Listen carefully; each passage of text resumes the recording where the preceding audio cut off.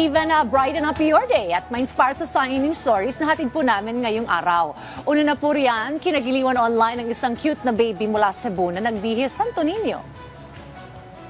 Sa nagdaang kapistahan po ng Santo Niño sa Cebu at sa katatapos na dinagyang festival sa Iloilo, isang baby ang nagbigay ng dagdag na saya at kulay sa pagdiriwang.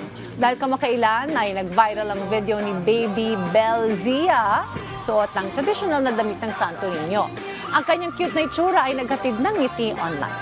Ayon kay Mommy Crystalline, uploader ng video, isa lamang ito sa kanyang paraan ng pagpapakita ng pananampalataya at pasalamat niya sa mahal na poong Santo Niño.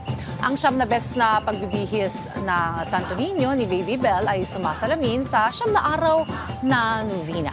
Ngayon, mayroon ng almost 3 million views ang naturang video.